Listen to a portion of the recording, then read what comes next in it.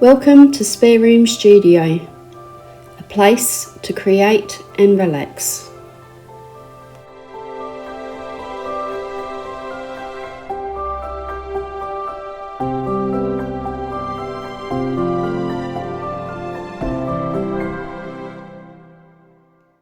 Hi everyone, thank you for joining me today. I'm going to colour this particular page, which is out of the book called Find Colour by Gugeli. And I'll spell that because I'm probably not pronouncing it correctly, Gugeli.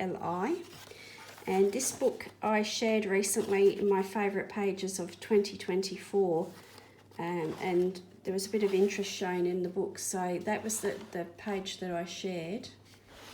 And I've also coloured this particular page, which I really like the colour scheme, so I might use that colour scheme again for this one.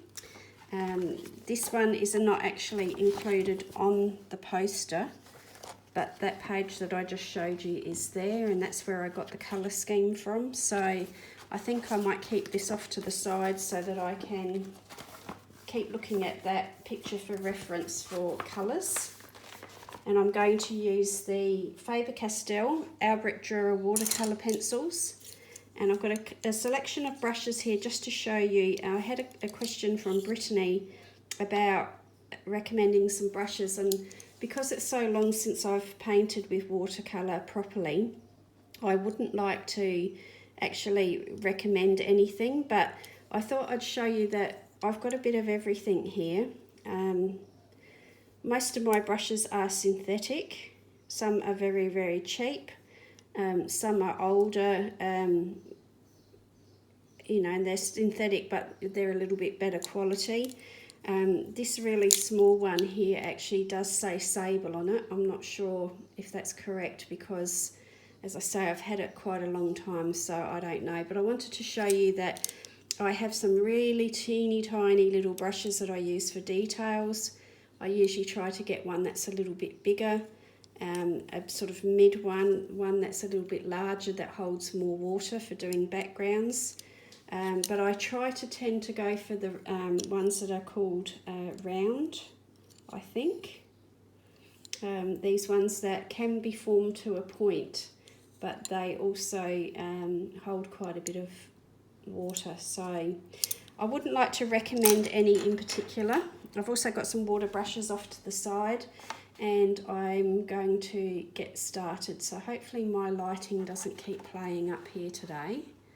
Let's just move that a little bit more into the middle. So I'll just get stuck in. It's a bit of a colour and chat, not really colour along again, because I feel like I'm finding my way pretty much. Sorry, I'm just going to grab some water. I always think I'm organised when I hit record, and then I discover that I'm not. So because I haven't worked with true watercolours and brushes and paints and so on for such a long time, I don't feel confident about actually recommending things. So I would say that it would be best to go into a bricks and mortar art store if you can, if you've got one near you, because the people that work there very much know what they're talking about, or most of them should know what they're talking about. I'm going to use dark indigo to get started, which is, the number says 8200-157, so I think 157 is the number. So people that work in art stores generally are either working artists who, they're earning a bit of extra cash to supplement their income, or a lot of the time they might be art students. So they should have some art background or art knowledge that they can share with you. And that's why I usually recommend that people try and visit an art store and look at some things that brushes and so on in person, get some advice, and we really need to start visiting some of these bricks and mortar actual real life stores, or they're going to disappear completely if Amazon and sites like Temu and those sorts of AliExpress and so on are going to keep getting bigger, because they're just pardon me, finding it harder and harder to compete. So when it comes to things like brushes, you can invest quite a bit of money in them as well. And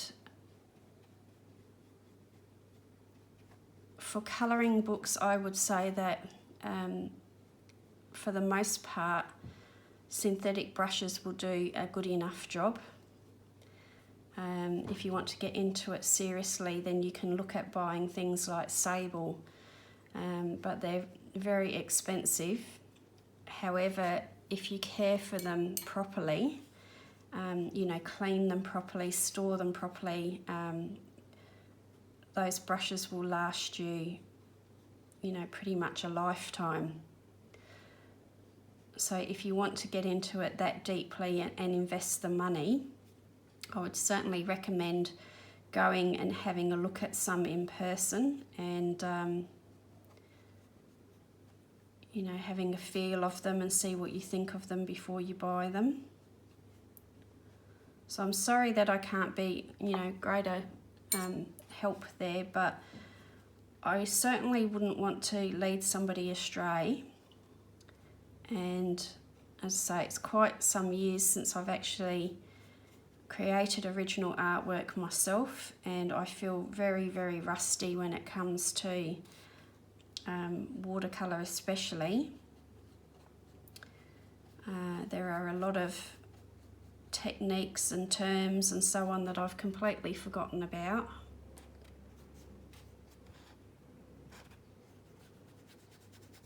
So what I'm doing here is I'm not overly wetting the paper too much. This particular paper in these books by Gugeli feels like water paper. It's got like a cottony, rough feeling to it, but it's not watercolour paper. It doesn't behave like watercolour in its true form, but it's probably the closest I've come to feeling like watercolour in a colouring book. And I've found that when I first bought these books, I've got two. I've also got the one called Colourful Time. That's the girl that's on that one. And when I first got them, I had a lot of trouble trying to work out just how to use them. They didn't respond well to being absolutely drenched in water like I like to do. And the first time I used them, I used a different set of watercolour pencils and just didn't enjoy working with them at all. And then I sat one day with my Faber Castell Albrecht Durer. It was a lovely day, so I sat outside while my husband was sitting outside and had a nice afternoon outdoors painting, and just really sort of slowed down and relaxed and thought about what I was doing, and the result of that one was much better. So that's when I did the dragon one. So it's been a while, so I need to sort of rethink how I did that, concentrate on what I'm doing, and also not over wet the paper in the process, because it really did not respond well at all. And for a lighter blue, I'm going to use Sky Blue, which is 146. And I've got quite a wet brush, and I'm just picking up the colour from the tip of the pencil. And I'm going to use that lighter blue in the hair as well. So sometimes when the hair is very dark or black, I like to use blue for implying the highlights, and this particular picture that I'm following has got a lot of blue in it as well that I'm using for the inspiration.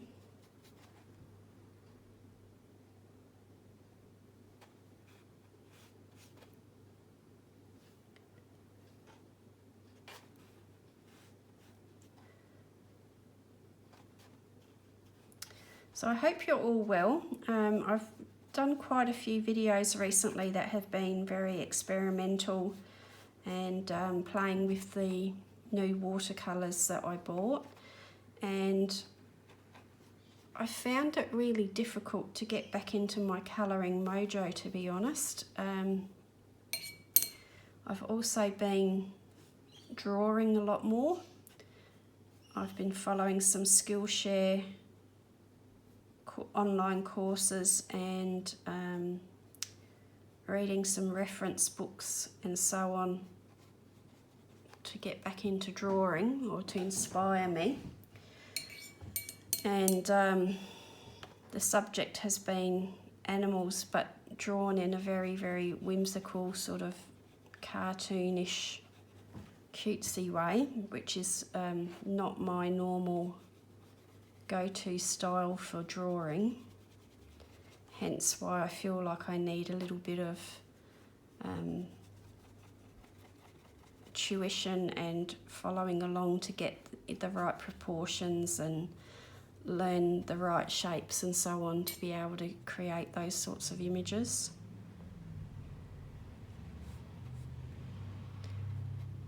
I've got one ear out because I'm expecting some people to come and pick up an old mattress with a truck. I've been waiting all day for them, and what's the bet that they will turn up while I'm sitting here doing this and recording. So besides the drawing, watching all the videos and so on, I've also had some babysitting duties with my granddaughter. She's on school holidays. The Australian long school holidays are in the end of December and January, so they go back to school either at the end of January or the beginning of February, depending what school they go to. And it's about 6 or maybe a bit more weeks that they're home.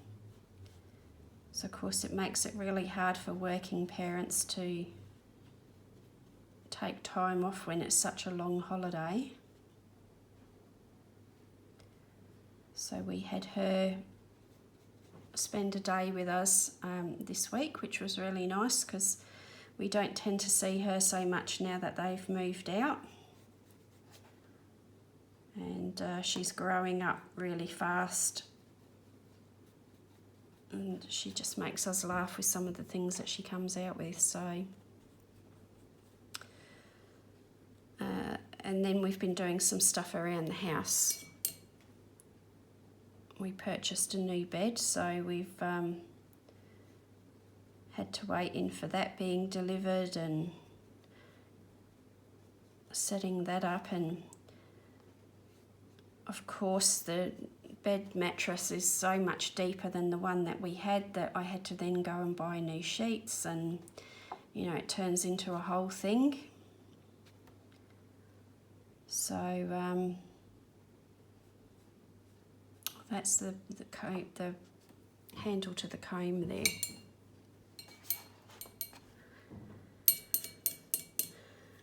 So I'm going to go for Payne's Grey now, I think, and get the darkest areas with the Payne's Grey.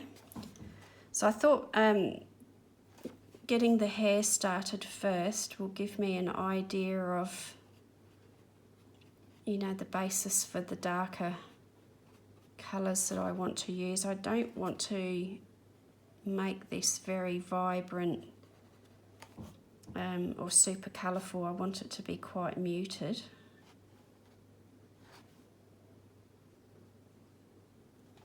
So I could use a very, very fine small brush for these areas in the hair, and I probably will as I get towards the end when everything's sorted out for the colours, and then I can put some details in. But what I was saying about a point was that this one is actually, although it's a bit bigger brush, it is actually forming quite a nice point when it's wet.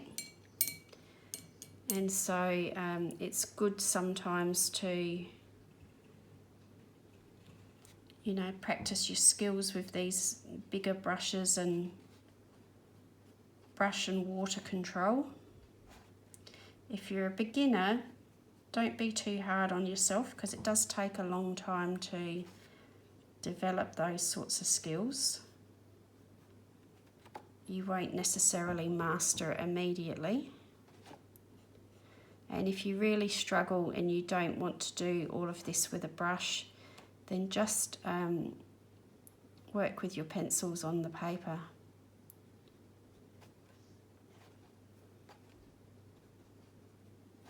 And I may do that towards the end, once the majority of the water has been used.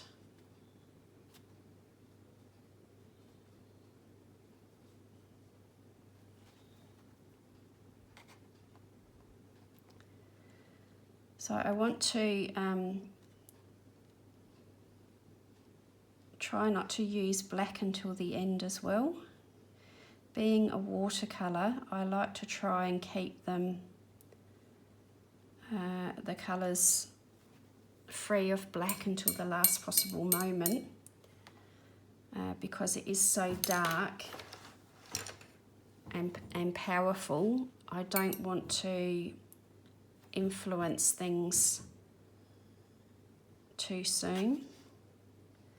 So I'm just using that very fine brush now, and this is the Payne's Grey, and Payne's Grey is quite dark in itself, so you don't necessarily need a lot of black.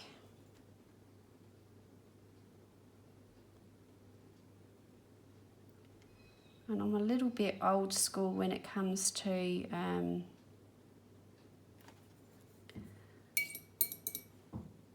watercolours, that I try to avoid white, using white, because white makes your colours much more opaque. So if you mix white into any of your watercolour paints, it just makes things look a lot more opaque, and using too much black can make things a little bit too murky and dark. So I try to use watercolours with a light touch, and I try to think of these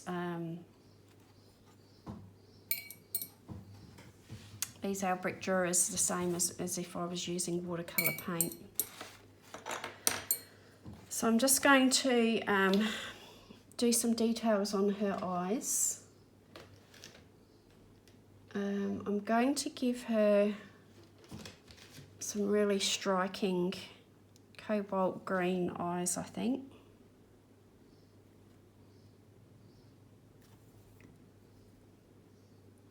And I'd recommend you have a piece of paper or paper towel over your page when you're doing this, because you can accidentally splatter and flick your colours.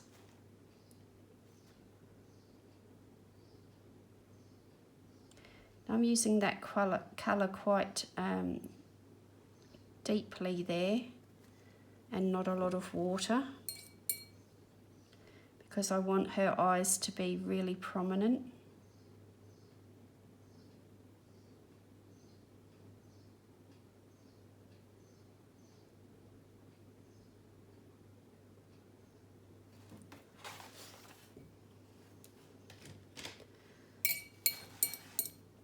Okay, so for her face, what colours will I use for that? I think I'm going to use a warm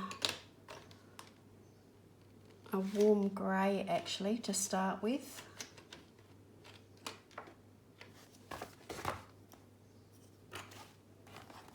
And I need to get a larger brush again.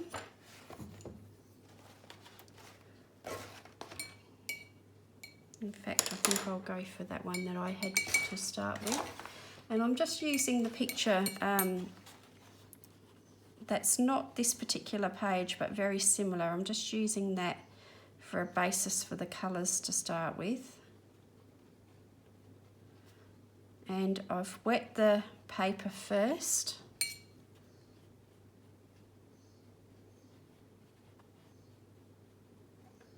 Being careful not to go anywhere near those eyes that I've already done.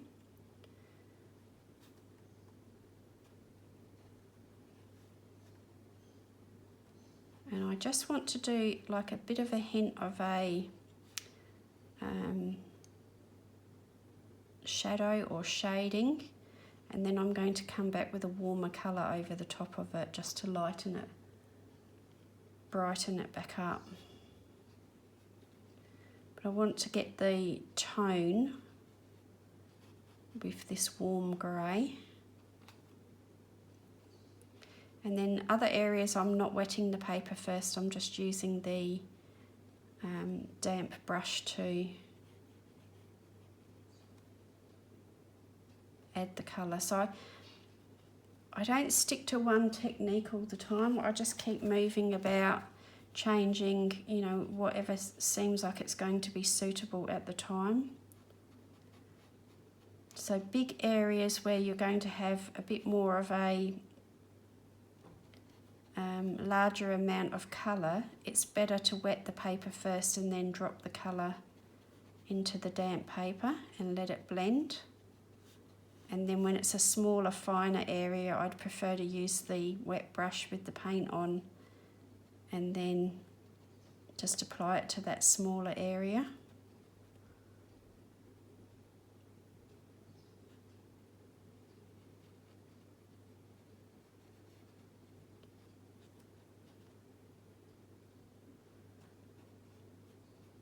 And especially if I'm going to be working up to an area that's already damp, I won't add too much water because the chances are it's all going to flow into each other.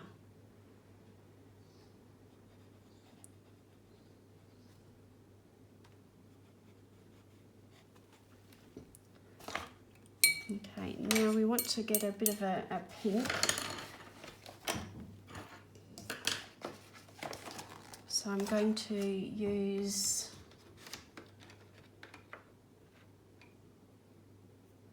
let me have a think.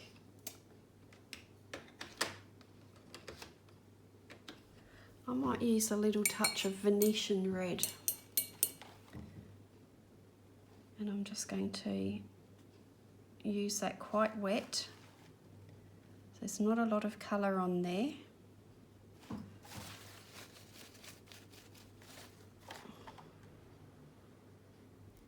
And just encourage it to go where I want it to go. And then I don't want any hard lines, so I'm just gently moving that with the clean brush.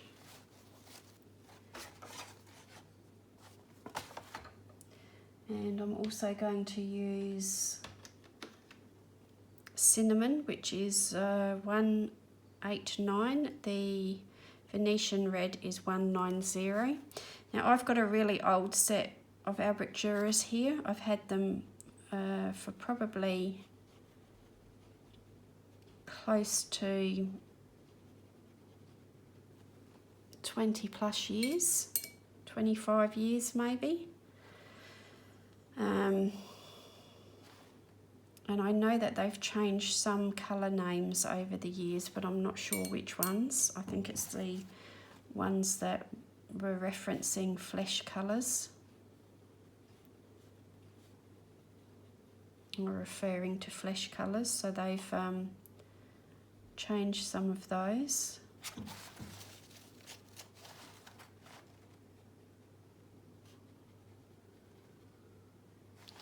And I'm going to use the Venetian red on her lips, I think.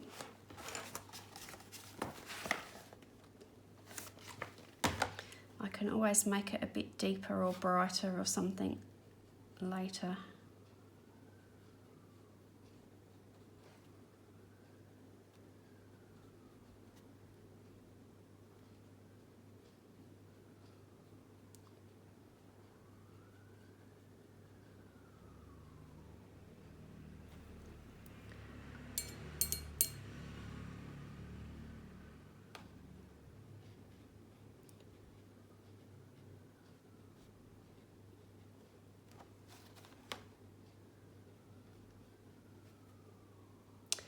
So I'm not sure if it will make it into the background of the video, but there's an awful lot of sirens going on at the moment.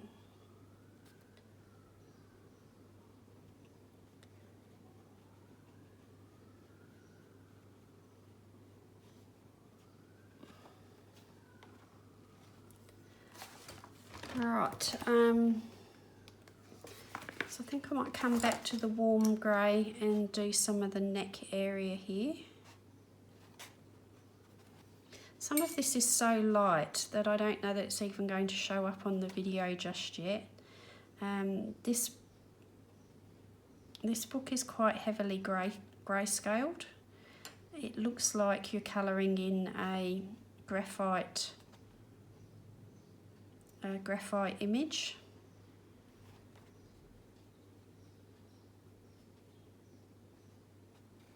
You know, the pencil work. Looks like it's almost a real pencil drawing that you're working on. It's a very unusual book.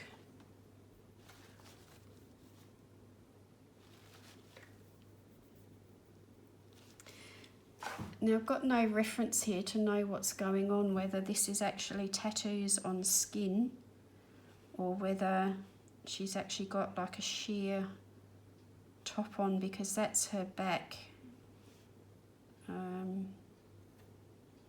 I'm thinking that might be like a ribbon around, and this could be tattoos. That might be how I decide to read it. What have we got on the front there? Nothing there that helps us.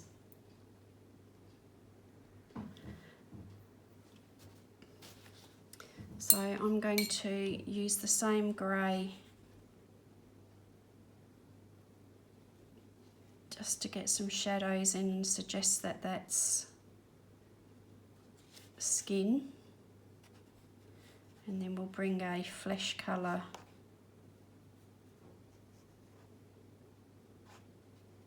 in with that.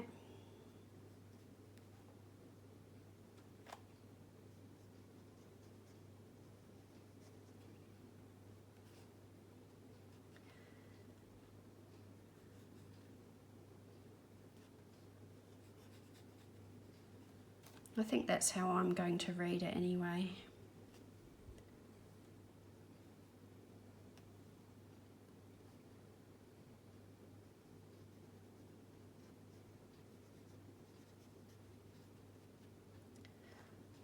And I always find tattoos to be quite challenging to colour realistically too, so we'll see how I manage that.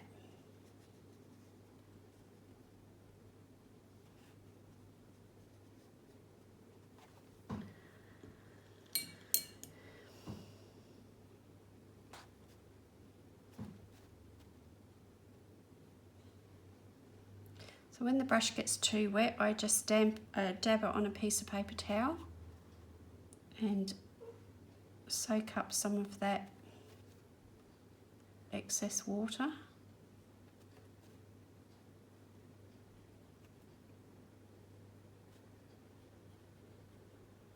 So you see that I just keep coming back to this when it's dry and playing with the level of the colour very gradually, very lightly. And generally I slop the water and the paint about, but when you're doing a face, you do need to be a little bit restrained and build that colour up really gradually, or it becomes very, very unnatural looking.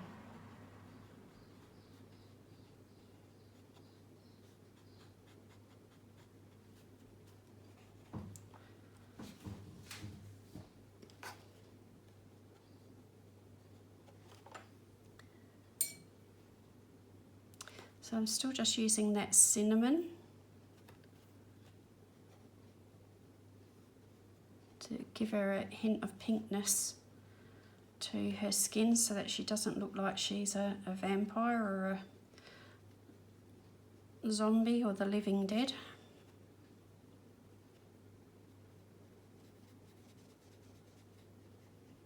Which is what grey can do, of course, but using the warm grey, I just felt like it would help build up that little bit of a suggestion of tone first, so that I don't have to use a really vibrant colour and get it really sort of unnatural.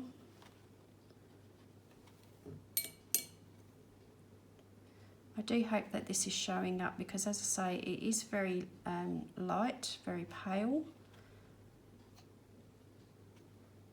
So hopefully it just doesn't look like I'm, you know, painting with water.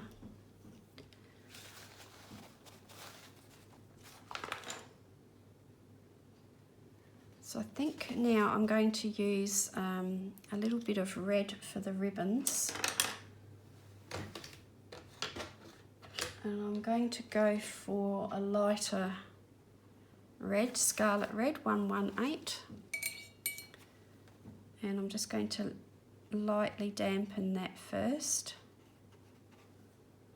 And then use just a small amount to start with.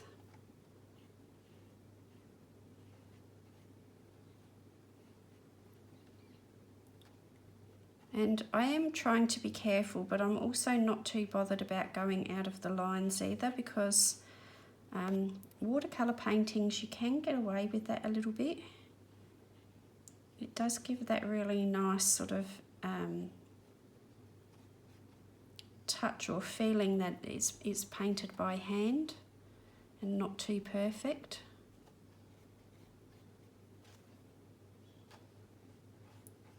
I'm finding that recently I'm being very much drawn to images that aren't necessarily perfect and have a bit of quirkiness about them. So here I'm not wetting it first, I'm going to go for a little bit stronger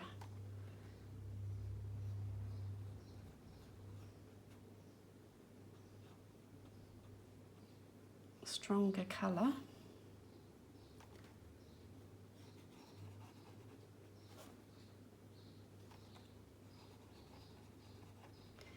But I think because I've been looking at the art reference books and reading and thinking about how other artists are approaching things, that it's making me reconsider what I actually like and what it is I'm trying to achieve. So it is good sometimes to have a look at artists' work and have a look at what they're doing, and especially if you've got a favourite colouring book artist and they have their own website and they do sell, you know, original art as well. It's really interesting sometimes to look at that original art just to get a feeling for how the artist uses colour and so on, and you can then use it in your interpretation.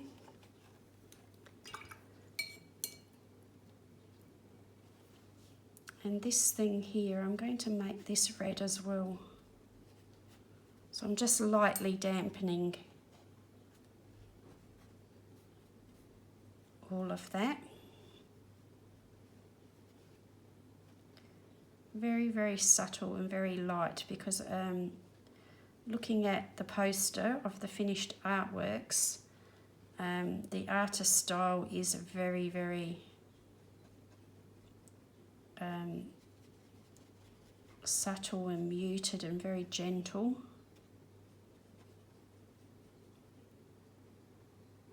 And you certainly don't have to colour it the same way, but sometimes it gives you a nice understanding of how the image has been composed when you colour it the same way as what the artist intended it to look like.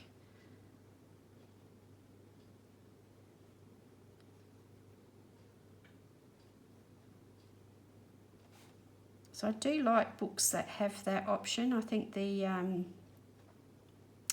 is it the Korean books by is it Green Ivy? Artists like that have the coloured painting on the left hand side, and then you can either mimic it or you can go your own way. But having that option is really handy, I think. Not for every book. I mean, you know, some books you don't need that. You don't need to know any of that. You just dive in and you colour it. But the ones that look like they are actually from completed paintings, I think it is nice to see the original and take all of that into account. So I can use a deeper red to put some of the shadows and form and so on in here as well.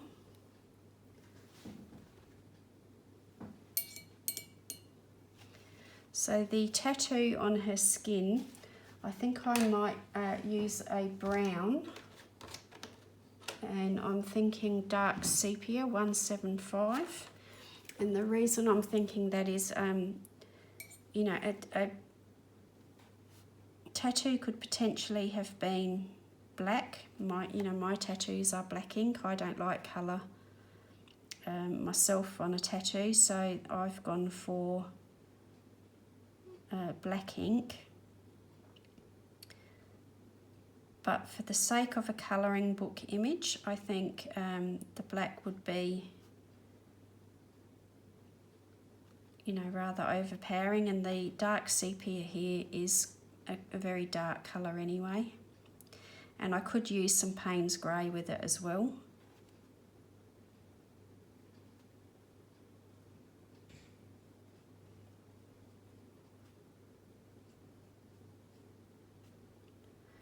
So I'm just using a combination of wetting the paper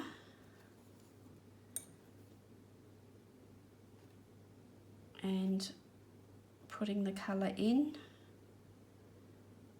and also some areas I'm going to just pick that little tiny bit of colour up from the brush and go in a little bit darker to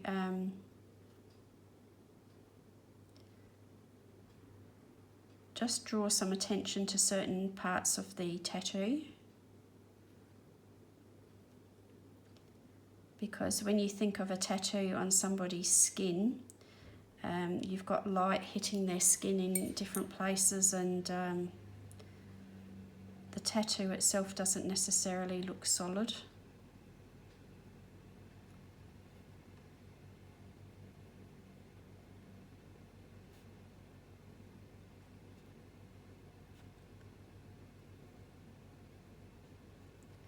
And as I say, I'm not sure if this is meant to be a tattoo or it isn't, but I couldn't see how it was going to work as fabric, so that's why I've decided to treat it as a tattoo.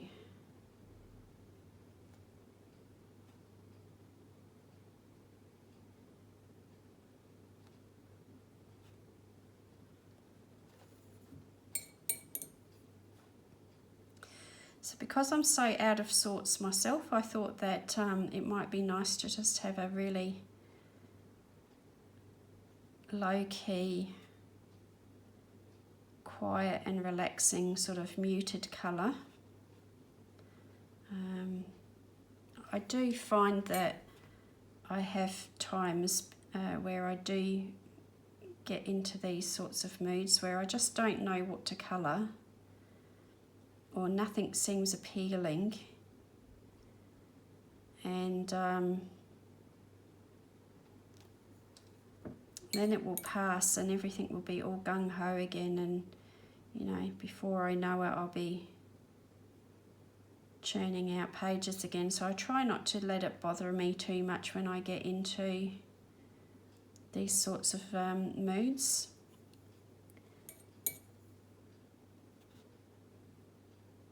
And I do find that in our summer here where I live, I can go one of two ways, and that is there'll be lots of colouring done because all I do is sit under the fan or the air conditioner and not move and just colour.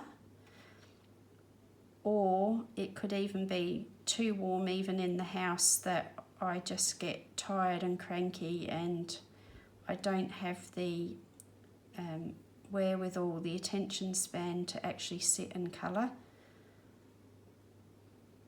So it's been a little bit of that, plus, you know, as I say, we've been busy with some other things for the last couple of days, so I've had things that I really have had to attend to.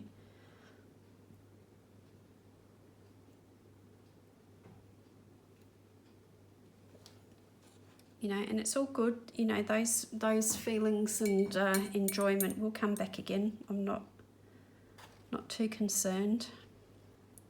I'm going to put some of the dark sepia in the hair as well to just darken up some areas of the hair. And at this point, I'm not trying to do strands of hair. I'm just doing some shapes and line work that suggests that it's hair without drawing every single hair in.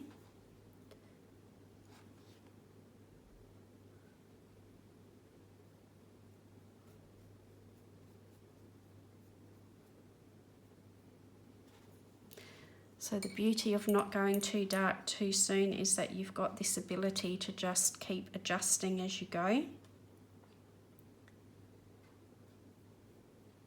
You can layer watercolour successfully. And of course it's, you know, it is the most important technique to watercolour is to layer your colours.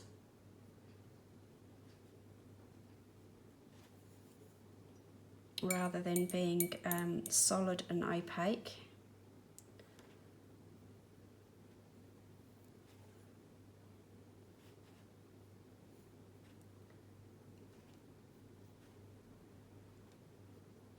So it is quite tedious to paint with a small brush, and for watching I'm afraid it's a little bit boring as well probably. But you know, if you want to get those details in, apart from drawing with the watercolour pencils or bringing pencils in at the end, there really is no way to avoid it. And I want to try and avoid the pencils at the end if I can, because I think that this style of artwork looks so much better without it. Or just very minimal amounts of, you know, solid colour and heavy colour.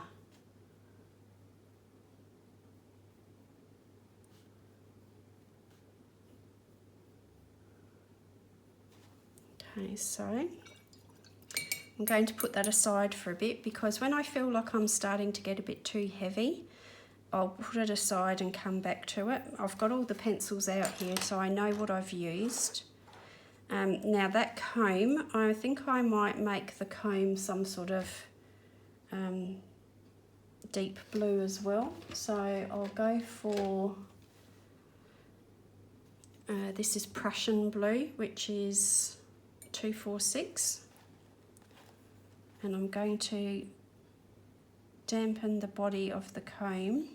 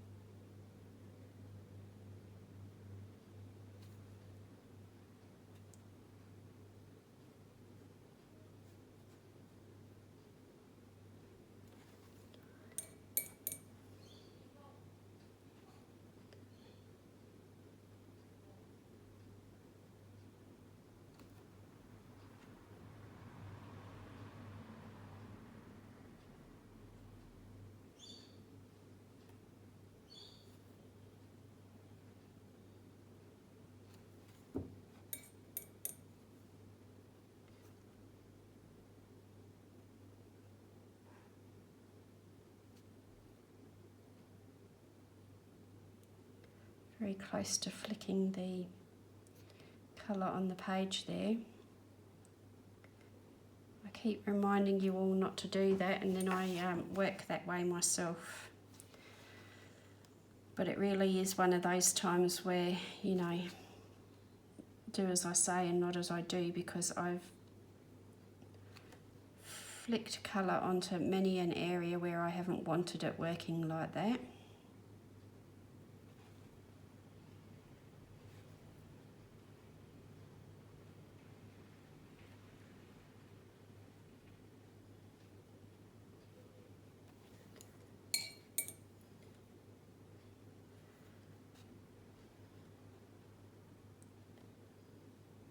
And I feel like a little touch of this Prussian blue will be nice.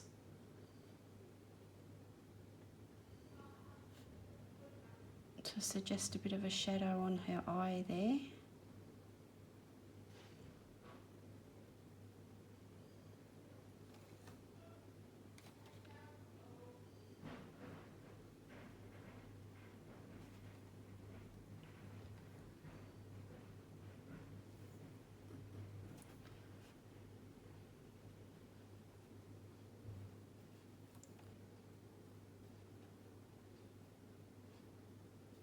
Okay.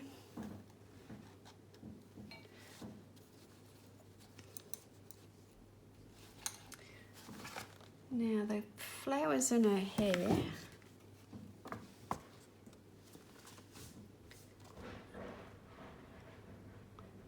I'm thinking that I would like a bit of pink. So let's go for Pompeian Red 191. It's very similar to the Venetian red, but it looks more like a salmon pink to me.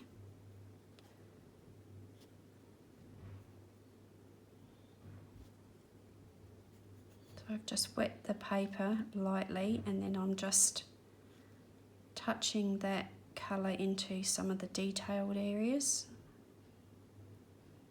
and probably keep it stronger towards the bottom here where it would be in shadow, and lighter up the top there.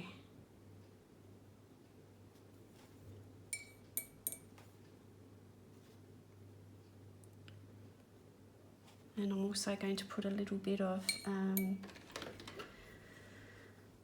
this one's called Medium Flesh 131, so this is one that's probably had its name change, I would say.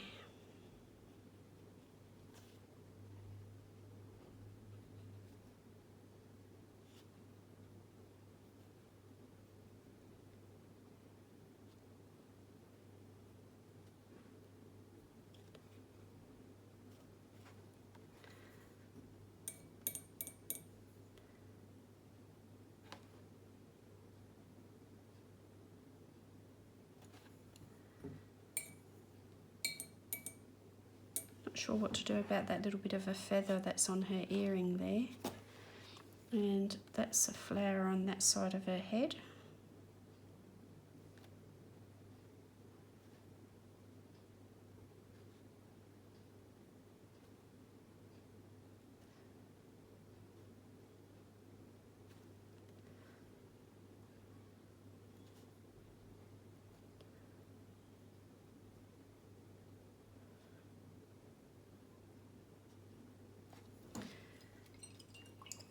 Okay, now I need to deepen up the red because that's all looking very flat now. We'll do some sort of shadowy areas with, not that one, alizarin crimson, which is 226. It's a bit more of a deeper pinkish red. So we'll just do some of the shadowy areas that need a little bit of definition in that one.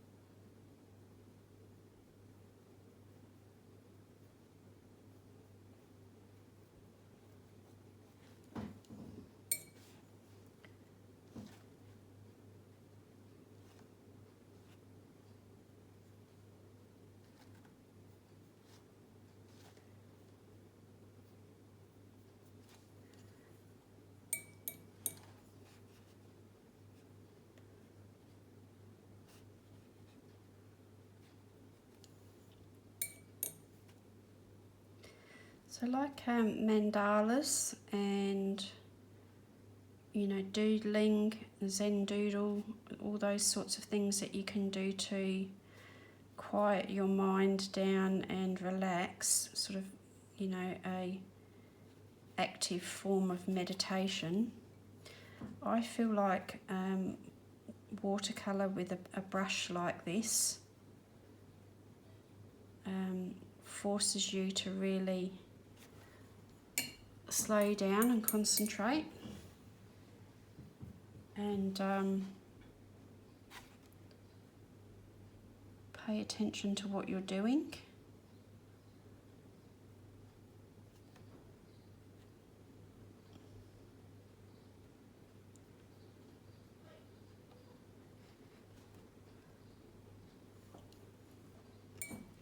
So just going to use the scarlet red a little bit again.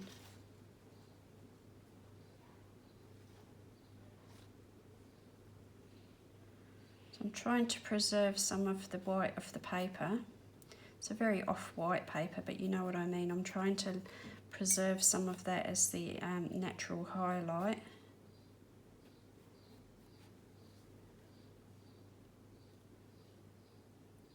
I might put a touch of that scarlet into her lips there.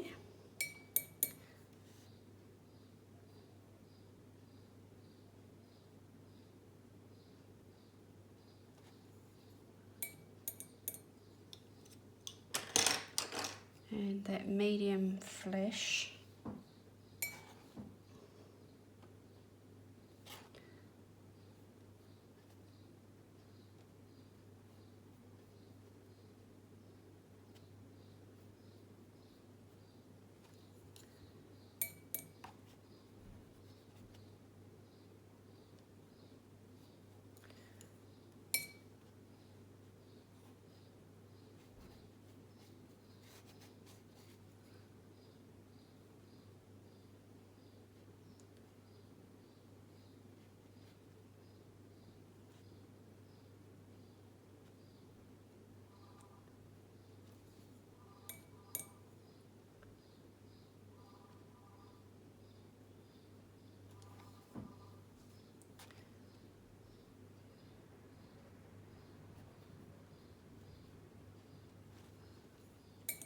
Okay, and I'm just going to grab the Payne's Grey, and I'm going to put a few eyelashes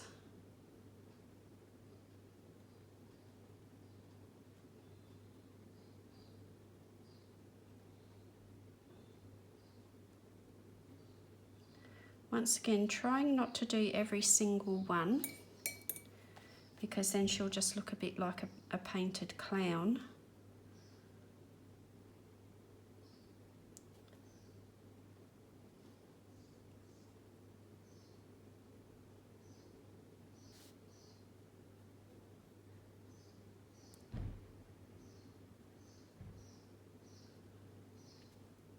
And if you ever look very close up at a portrait of someone, very, very close up, you'll see that the line of the eyelid and the eyelashes leaves a bit of a shadow over the top part of the eye. So just suggest that in very lightly. And also there's a bit of shadow into the corner of the eye as well. But don't outline the whole lot, because then it starts to look really, you know, clown-like and like it's not a real person. Just a little bit of shadow in the nostril there. I'm also going to put the tiniest little bit down here, because the top lip would have a bit of a shadow underneath it as well.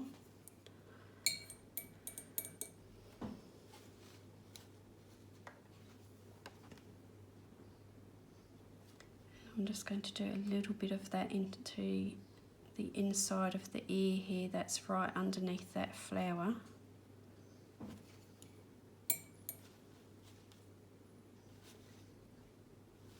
Okay, now the fingers,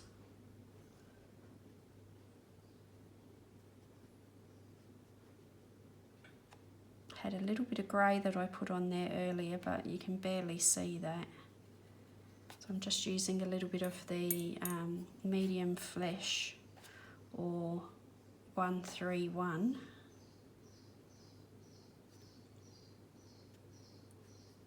Just to put a bit of colour in there.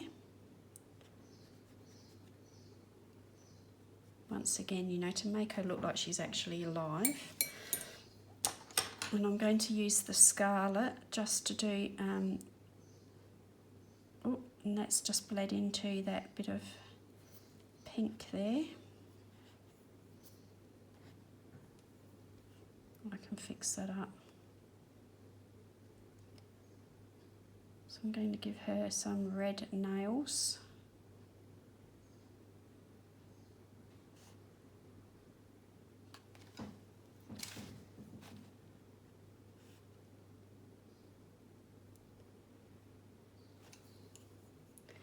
I might do some metallic or something on the detail on the comb to make it look like it's got some special gold on it or something.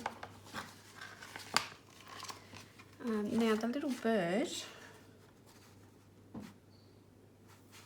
I'm just having a look at what else there is on this poster to get some ideas for how to colour it, but I can't see anything.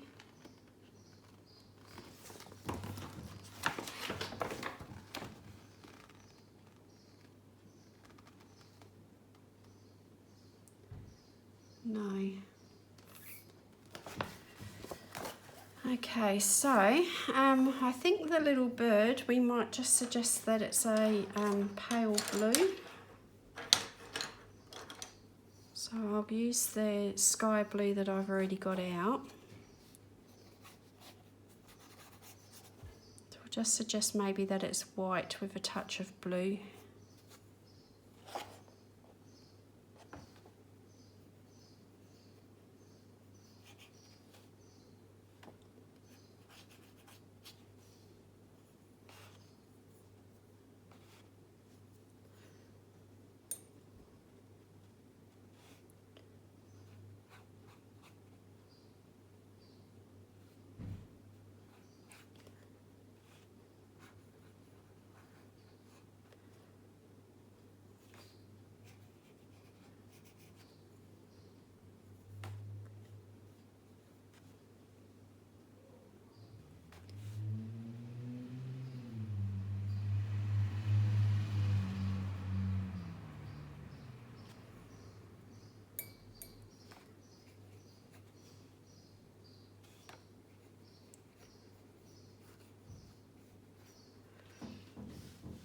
So my husband was at home yesterday and had to do some work from home, and he was sitting in here on his computer and rather taken with my little studio space now.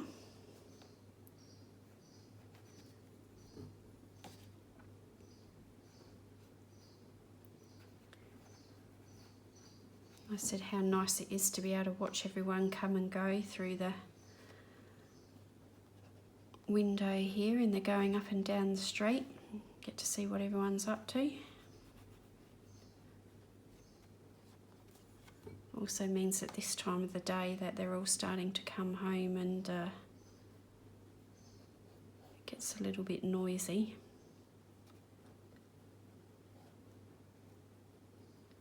This is not really meant to be a real bird, by the way. I'm just doing what I want with it. So now I'm just going to suggest a bit of colour in the background.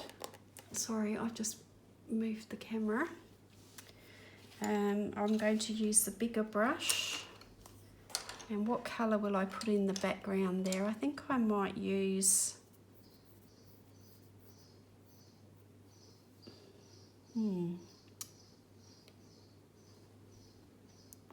I think I might start with the dark indigo. So I'm going to wet that a decent amount.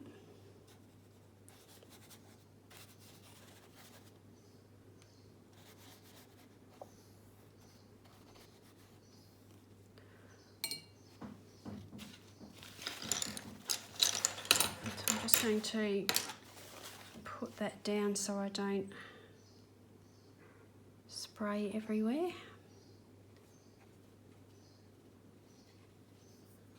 So I'm going to make it darkest behind the flower here because we've got a light colour for the flower, and then I'm going to leave it lighter next to her hair where her hair is darker. And I'm going to let that bleed and do its thing. And then down here I'm going to use lots of water, and we'll go to a lighter.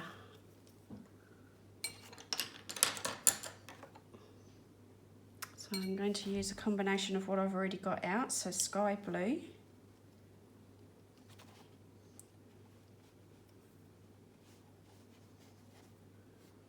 and I'm just going to lightly do that so that it doesn't make her hair bleed too much again.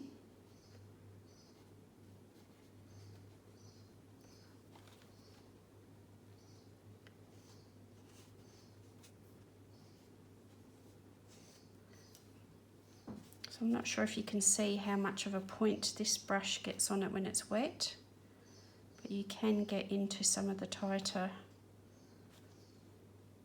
details and areas with it, but it's just a bit of practice with your brush skills.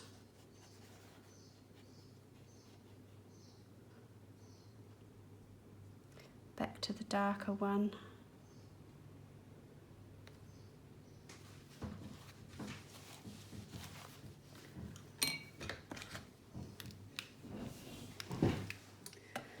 So I thought that that was the people that I've been waiting on, but it's my neighbour having a tradie turn up, so the dog's about to start barking.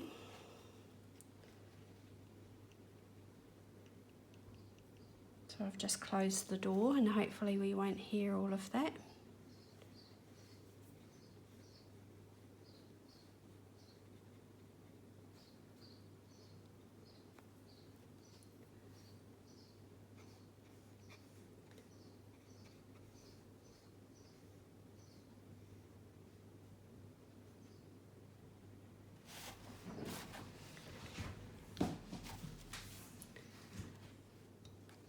I'm just going to wet over here.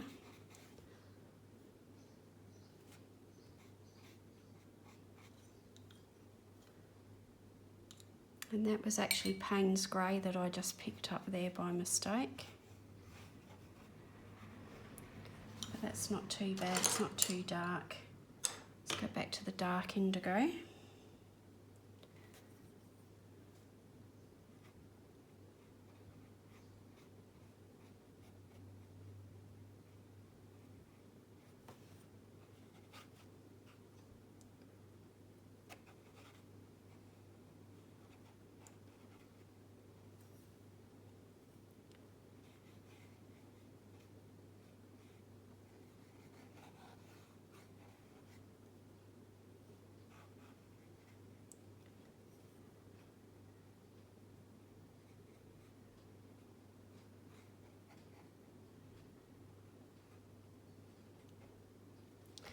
Sorry I'm not so chatty today.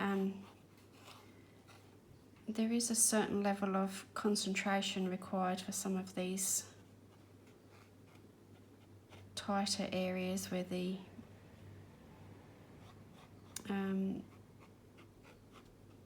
the details are smaller and I don't want things to bleed and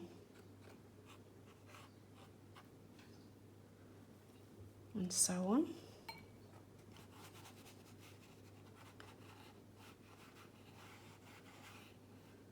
Try not to get too close to the binding there because this is a glue bound book and I think it will probably fall apart very easily.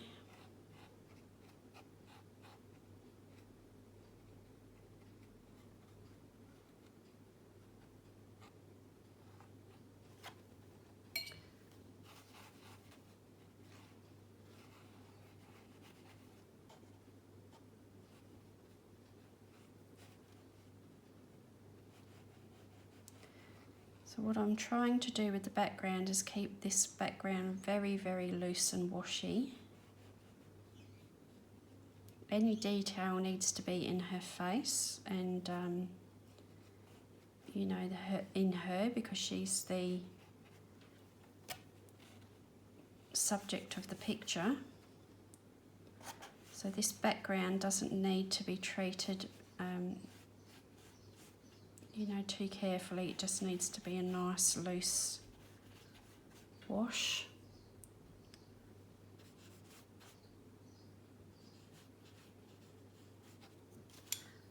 And by using the same colours of her hair, it means that it's going to really loosely blend, and you're not going to really know what's the background and what is her hair, but I think for this particular composition that actually will work well.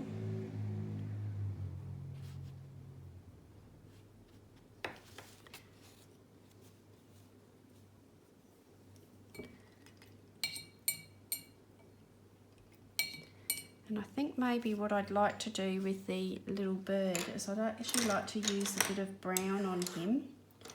So let's get that dark sepia out again.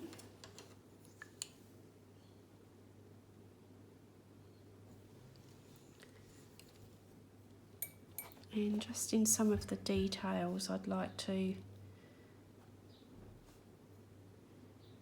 have a bit of a suggestion of brown.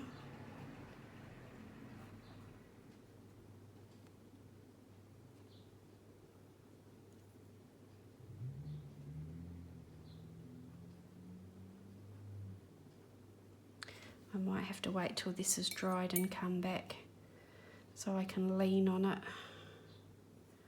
It's really hard to do fine details when you're not actually supporting your hand on anything. So I've actually got my little finger just resting in a dry piece of the paper there.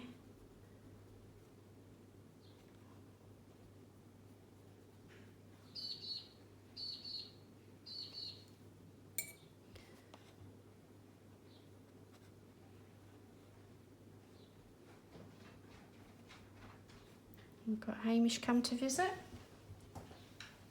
Hello, buddy. Hello. He's been having a snooze in the other room there.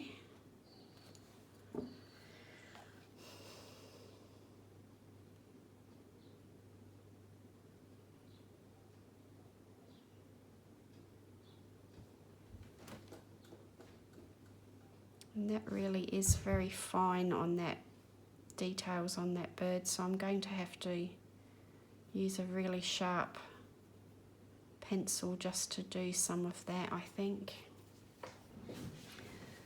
So how is that looking?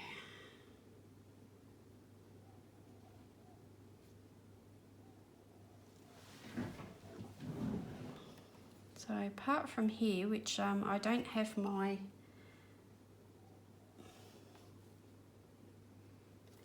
metallic pens to hand, I don't think.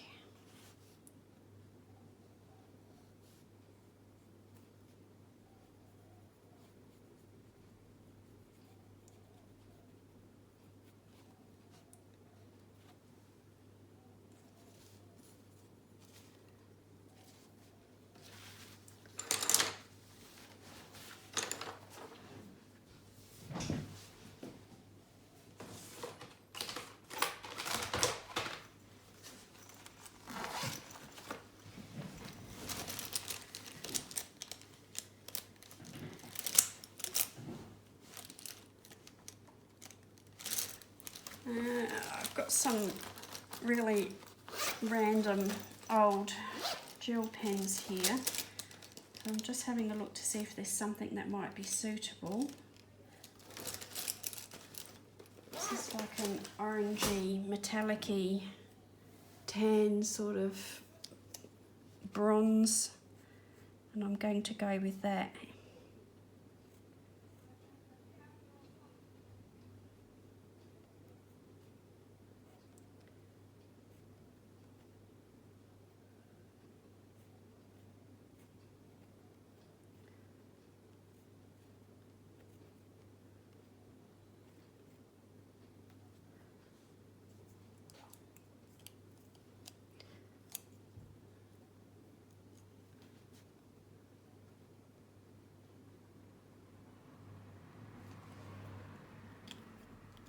Now, leaving that feather white, it doesn't really look white. So I might need a little bit of something on there.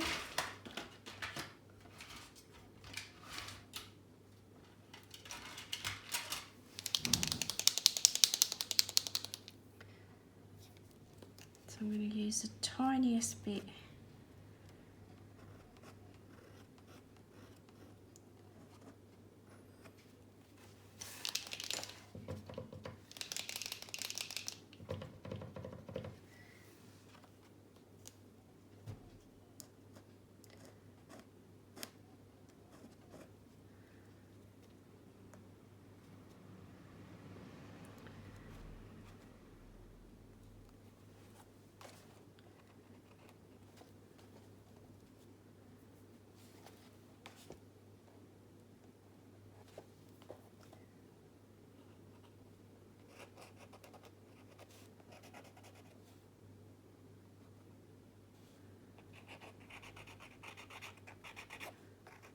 Just barely putting anything on there, but it's just a little bit of extra there.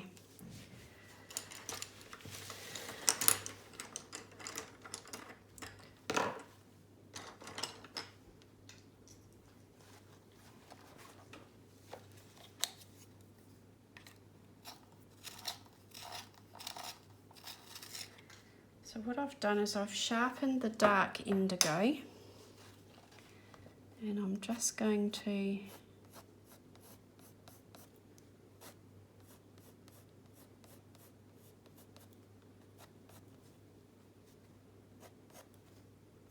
suggest a very, very few areas of detail.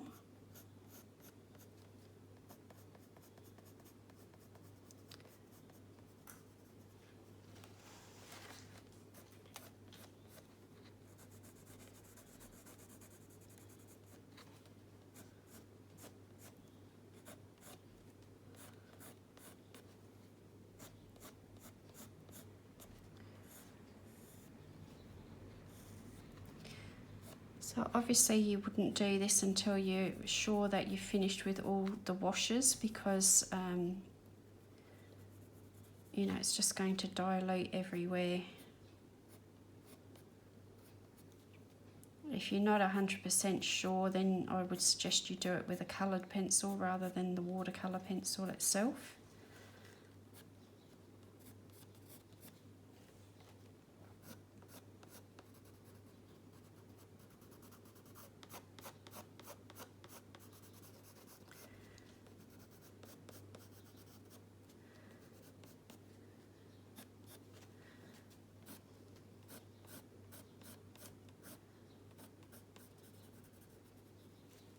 In fact, there, I don't like the texture that that's leaving, so I'm just going to use the water on there just to take off some of that obvious line work.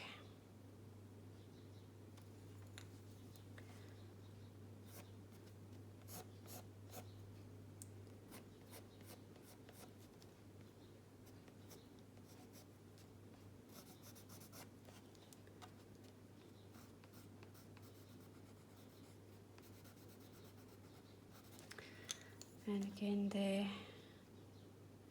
anywhere where I just feel like it's a bit too heavy, I dilute it again.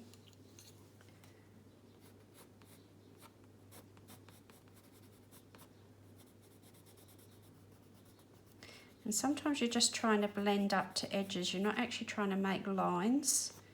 You just want to, you know, form an edge that's dark and blends into, you know, the area around it, but it's not leaving a hard defined edge. You're not outlining it.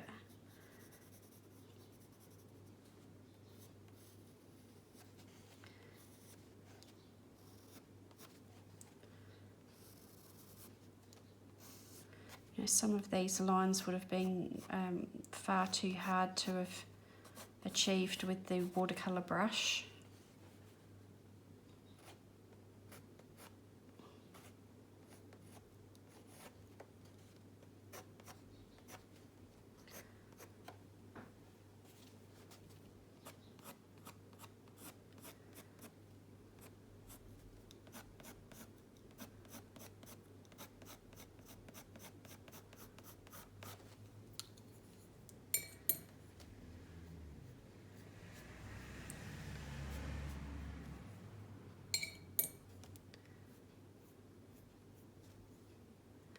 So I'm just touching that really lightly with the brush, just sort of getting it to dissolve that little bit,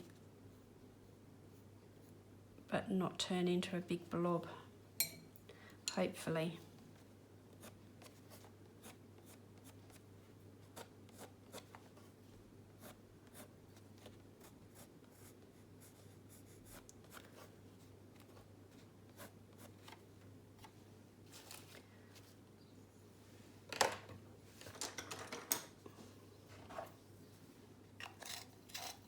And I'm just using a little manual sharpener to just sharpen the tip really,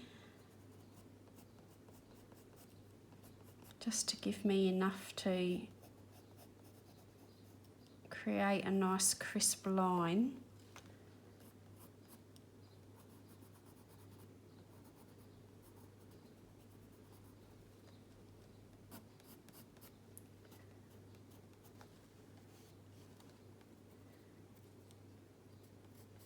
And that is actually broken, but we can still work with it for now.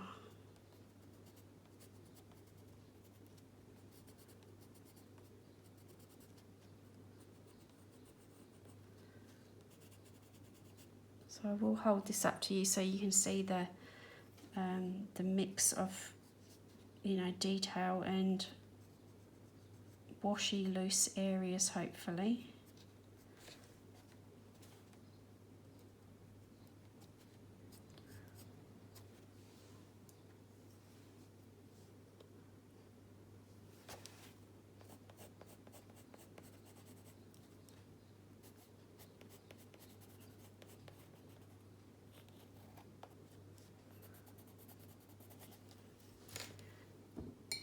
I'm just going to put a bit of extra colour there.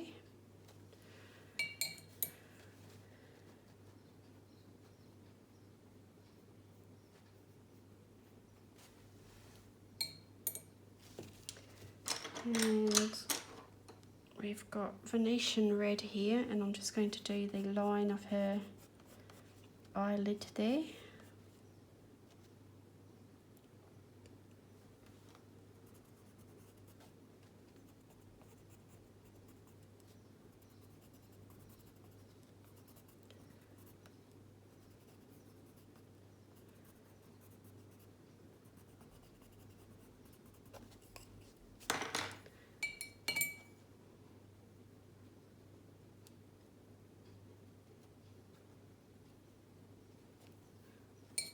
And we'll put a little bit of colour into these. I'm guessing they're petals from the flower in her hair.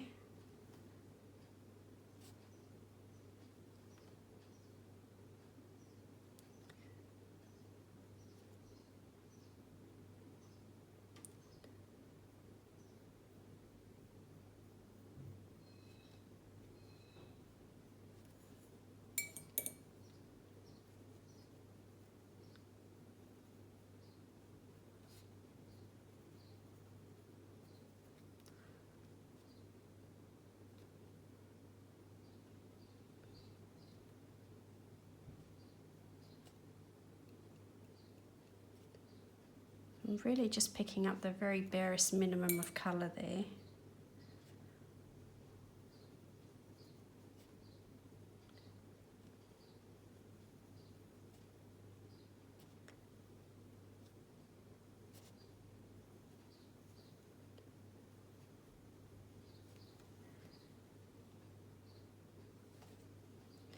I'll just try and be careful not to disturb the colour that I've used for the tattoo, but it does look very white still in that area, so I'm just going to add a bit of colour in between. As I mentioned before, I do find doing skin with tattoos quite difficult.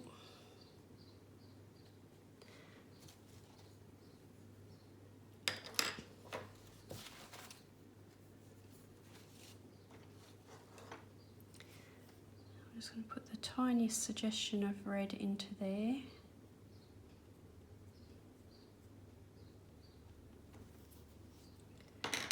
And the tiniest little sort of suggestion of pink along her eyelids.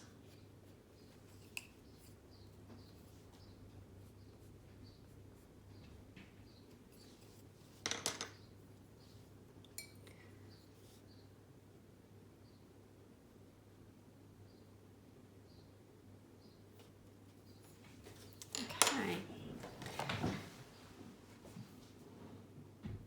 So I think that's pretty close to being done, apart from that little bird. Now I'm waiting to just get my hand in over here and put some detail on that little bird. The dark sepia was very dark, so if I go for, let's have a look, touch of raw umber in there as well, I think.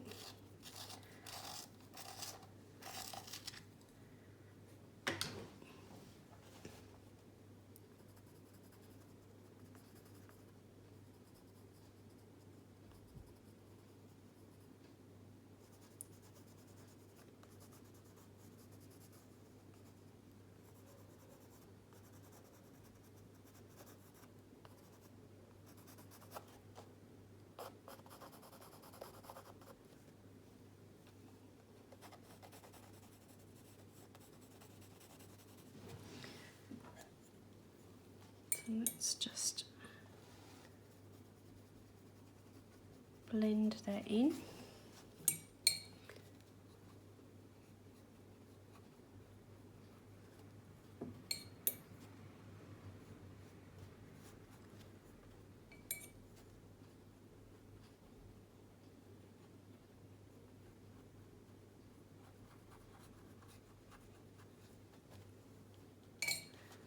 Let's put a little tiny suggestion of that in the beak.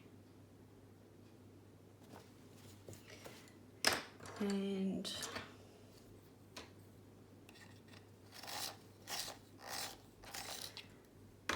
this is the dark sepia again. I'm just going to do a little bit around his eye.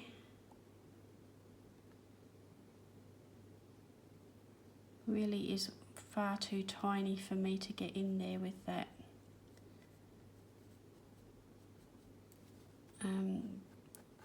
Even the littlest brush that I've got there.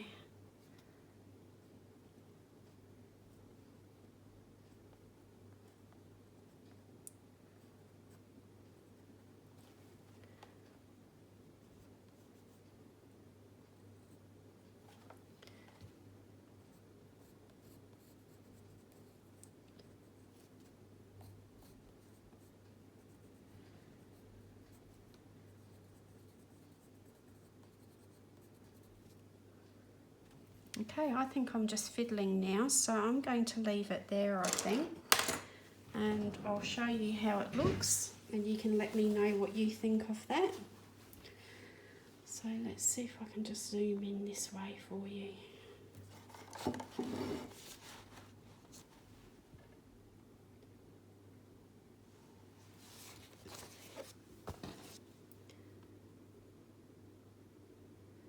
So you can see there's an awful lot of grayscale in there, and I haven't tried to disguise all of it, I've just tried to work with it.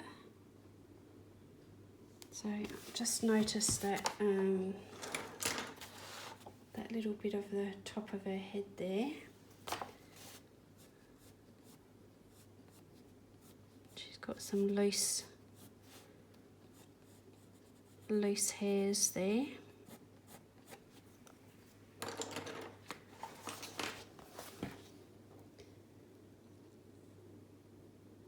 So there are her eyes.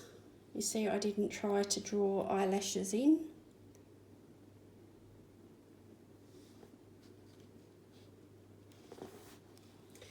So when you look up close, it's really quite untidy. It's not precise at all. It's very loose. Some little bits of pencil there. Yeah, it's not meant to be, because when you look at it from a distance,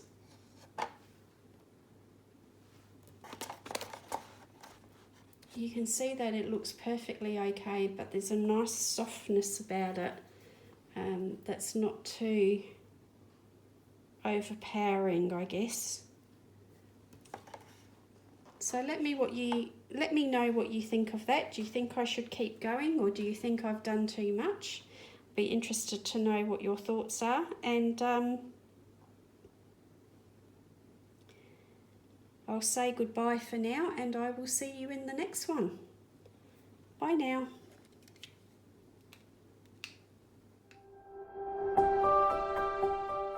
Thank you for joining me today. I hope you enjoyed the video.